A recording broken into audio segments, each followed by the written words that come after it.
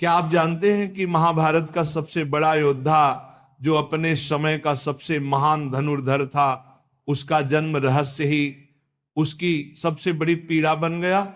ये कहानी है सूर्यपुत्र कर्ण की, जिसका जीवन जन्म से लेकर मृत्यु तक संघर्ष, अपमान और बलिदान से भरा रहा। महाभारत की कथा में कुंती बचपन से ही असाधारण वरदानों से संपन्न थी। श्री दुर्वासा ने उन्हें एक मंत्र दिया था, जिससे वे किसी भी देवता को स्मरण कर पुत्र प्राप्त कर सकती थी। एक दिन बाल्यावस्था की जिज्ञासा में बिना परिणाम सोचे कुंती ने सूर्यदेव का आह्वान कर लिया। मंत्र की शक्ति से सूर्यदेव प्रकट हुए और कुंती को एक तेजस्वी पुत्र का वरदान दिया। ये बालक दिव्य कवच और कुंडल के साथ जन्मा, एक ऐसा कवच जिसे कोई शस्त्र भेद नहीं सकता था, और ऐसे कुंडल जो उसे अजय बनाते थे। परंतु समाज के भय और लोकलाज के कारण कुंती ने उस नवजात को स्वीकार न कर पाने का निर्णय लिया। आंसुओं से भरे हृदय से उन्होंने उस शिशु को एक टोकरा में रखकर नदी की धारा के हवाले कर दिया। यही शिशु आगे चलकर कर्ण कहलाया। नदी में बहती हुई टोकरी हस्तिनापुर के सारथी अधिरथ और उनकी पत्नी राधा को मिली। संतानहीन दंपत्ति ने उस दिव्य बालक को अपना पुत्र मान लिया और उसका नाम रखा कर्ण। यद्यपि जन्म से ही उसमें असाधारण तेज और पराक्रम दिखाई देता था, लेकिन वह सामाजिक दृष्टि से सूत्रपुत्र कहलाया, क्योंकि उसके पालक पिता सारथी जाति के थे। यही पहचान आगे चलकर उसके जीवन का सबसे बड़ा अभिशाप बनी। कर्ण बचपन से ही धनुर्विद्या, शस्त्रों और वीरता में अद्भुत रुचि रखता था। वह देखता कि राजकुमार अर्जुन और अन्य पांडव कौरव गुरु द्रोणाचार्य से शिक्षा ले रहे हैं, उसका मन भी उसी प्रकार धनुर्विद्या में निपुण होने को तड़पता। किंतु जब वह द्रोणाचार्य के पास गया तो द्रोण ने उसकी जाति देखकर कहा, तुम क्षत्रिय नहीं हो, धनुर्विद्या केवल क्षत्रियों और राजकुमारों के लिए है। यह सुनकर कर्ण का मन टूट गया, परंतु उसकी लगन अटूट थी। उसने प्रण किया कि चाहे जैसे हो वह अर्जुन से बड़ा धनुर्धर बनेगा। कर्ण जानता था कि परशुराम ही ऐसे गुरु हैं जो किसी को भी अस्त्र शस्त्र की विद्या दे सकते हैं, लेकिन परशुराम क्षत्रियों से घृणा करते थे। इसलिए कर्ण ने ब्राह्मण का वेश धारण कर परशुराम के पास पहुंचा और शिष्यत्व की याचना की। परशुराम ने उसकी विनम्रता और लगन देखकर उसे शिष्य बना लिया। कर्ण ने परशुराम के पास रहकर कठिन तप और अभ्यास से अस्त्र शस्त्र की अद्भुत विद्या प्राप्त की। वह धनुर्विद्या में इतना निपुण हो गया कि स्वयं परशुराम भी उसकी प्रतिभा पर चकित रह गए। एक दिन परशुराम थके हुए कर्ण की गोद में सिर रखकर सो गए। तभी कर्ण की जंघा पर एक भयंकर कीट ने काटना शुरू कर दिया। उसका रक्त बहने लगा। दर्द असह्य था, परंतु कर्ण ने गुरु की नींद भंग न हो इसलिए हलचल नहीं की। जब परशुराम की नींद टूटी और उन्होंने यह देखा तो उनके मन में शंका हुई, कोई साधारण ब्राह्मण इतनी पीड़ा सहकर भी शांत कैसे रह सकता है। गहन दृष्टि डालते ही उन्हें पता चला कि कर्ण ब्राह्मण नहीं बल्कि क्षत्रिय है। उनके हृदय में क्रोध उमड़ा और उन्होंने कर्ण को शाप दे दिया, हे बालक, जब भी तुम्हें अपनी सीखी हुई विद्या की सबसे अधिक आवश्यकता होगी तभी ये विद्या तुम्हें स्मरण नहीं होगी। ये शाप कर्ण के जीवन का सबसे बड़ा अभिशाप बन गया, जिसने उसकी नियति तय कर दी। कर्ण की अद्भुत विद्या और पराक्रम की ख्याति बढ़ती गई। वह अर्जुन की तरह ही धनुर्विद्या का अभ्यास करता और बराबरी करना चाहता, लेकिन जब भी वह राजकुमारों के सामने आता उसकी जाति और वंश पर प्रश्न उठाए जाते। द्रौपदी के स्वयंवर में जब कर्ण ने मत्स्यवेध करने का प्रयास किया तो द्रौपदी ने स्पष्ट शब्दों में कहा, मैं किसी सूत पुत्र से विवाह नहीं कर सकती। ये वचन सुनकर कर्ण का हृदय टूट गया। ये उसका दूसरा बड़ा अपमान था। उसने धनुर्धर के रूप में अपनी योग्यता सिद्ध करनी चाहिए, परंतु समाज ने उसकी जाति की दीवार खड़ी कर दी। इन्हीं अपमानों और तिरस्कारों के बीच दुर्योधन ने उसे गले लगाया। उसने कर्ण को अंग देश का राजा घोषित किया और कहा, कर्ण, आज से तुम राजाओं के राजा हो। तुम्हें कोई सूत पुत्र कहकर अपमानित नहीं करेगा, तुम मेरे भाई जैसे हो। इस सम्मान ने कर्ण का हृदय जीत लिया। उसी दिन से कर्ण ने दुर्योधन को अपना सबसे प्रिय मित्र और जीवन भर का सहारा मान लिया। यही मित्रता आगे चलकर महाभारत युद्ध में निर्णायक बन गई। इस प्रकार कर्ण का जीवन जन्म से ही संघर्षों से भरा रहा। एक ओर दिव्य कवच और कुंडल के साथ जन्मा, दूसरी ओर समाज से तिरस्कार और अपमान झेलना पड़ा। उसके पास अद्भुत शक्ति थी, परंतु उस पर गुरु का शाप भी था। उसके पास पराक्रम था, परंतु समाज ने उसे कभी स्वीकार नहीं किया। यही विरोधाभास कर्ण को सबसे अनोखा और त्रासदीपूर्ण चरित्र बनाता है। और यहीं से शुरू होती है उसकी असली गाथा, जहां दुर्योधन की मित्रता और दानवीरता के किस्से उसे अमर बनाते हैं। कर्ण का जीवन जैसे जैसे आगे बढ़ा, वैसे वैसे उसके संघर्ष भी बढ़ते गए। बचपन से ही वह अपमान और अस्वीकार का स्वाद चख चुका था, फिर भी उसके भीतर का योद्धा हार मानने को तैयार नहीं था। उसका एक ही सपना था, अर्जुन को पराजित करके संसार को दिखाना कि सूत पुत्र कहकर जिसे सब तिरस्कृत करते हैं, वही सबसे बड़ा धनुर्धर है। लेकिन नियति उसके जीवन में हर कदम पर नए मोड़ लाती रही। कर्ण का अर्जुन से पहला बड़ा टकराव द्रौपदी के स्वयंवर में हुआ। जब वह आगे बढ़कर मत्स्य वेद करने की तैयारी करने लगा, तो द्रौपदी ने कठोर शब्द कहे, मैं किसी सूत पुत्र से विवाह नहीं कर सकती। यह वाक्य वज्रपात की तरह कर्ण के हृदय पर गिरा। उसके सामने सारी सभा थी। राजा, राजकुमार और विद्वान सभी ने उसे अपमानित दृष्टि से देखा।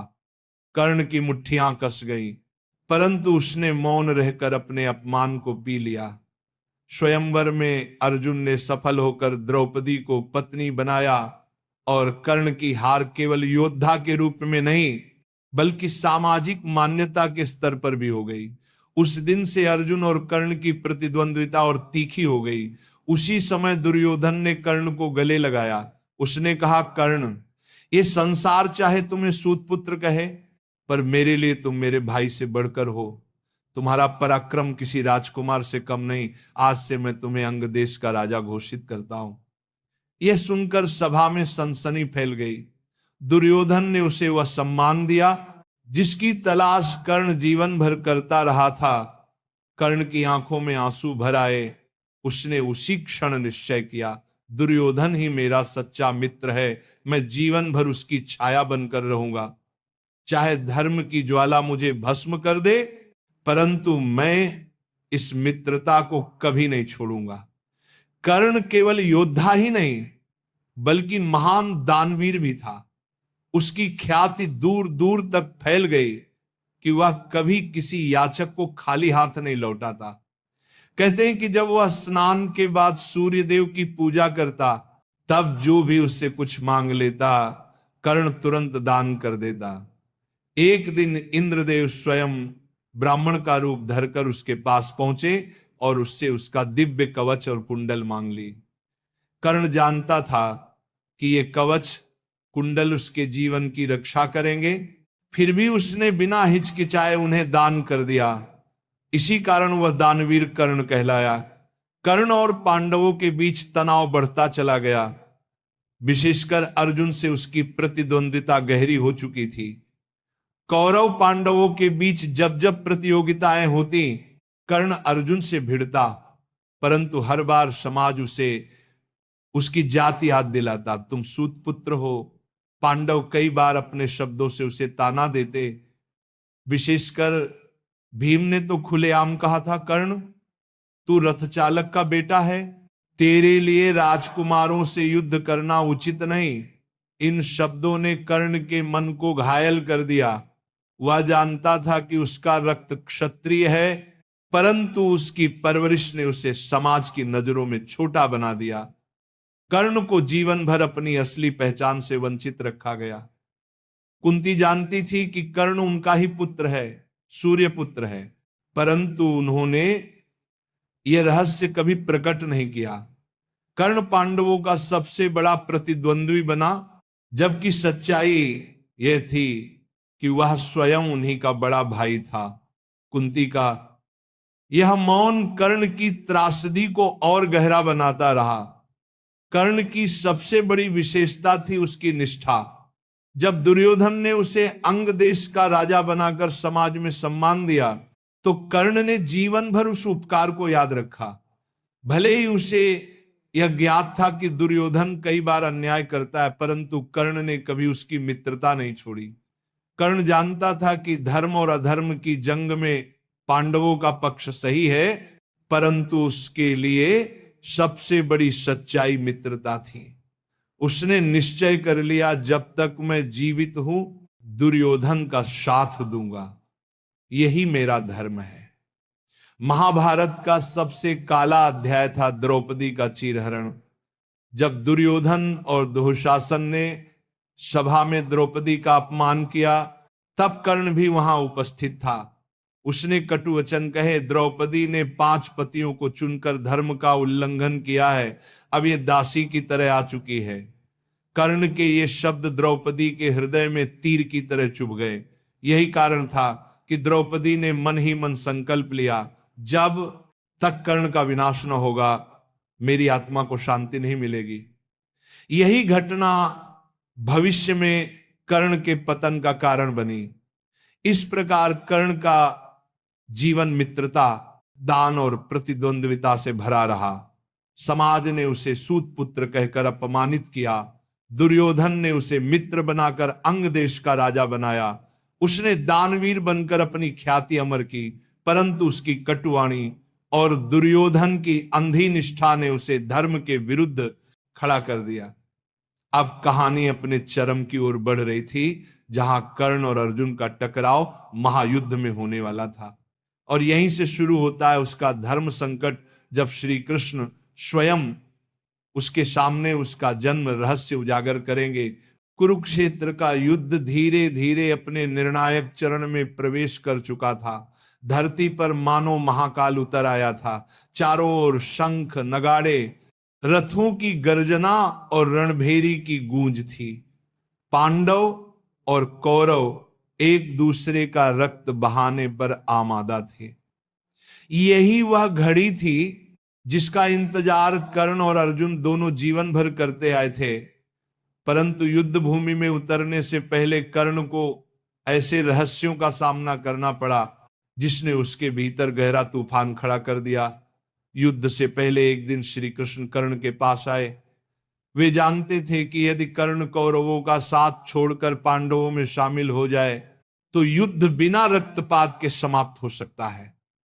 कृष्ण ने कर्ण से कहा, कर्ण, क्या तुम जानते हो कि तुम वास्तव में कौन हो? तुम सूत पुत्र नहीं हो, तुम कुंती के पुत्र हो, तुम पांडवों से बड़े हो, युधिष्ठिर से भी बड़े।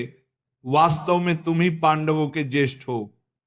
यह सुनकर कर्ण के पैरों तले जमीन खिसक गई। उसकी आंखों में आंसू आ गए।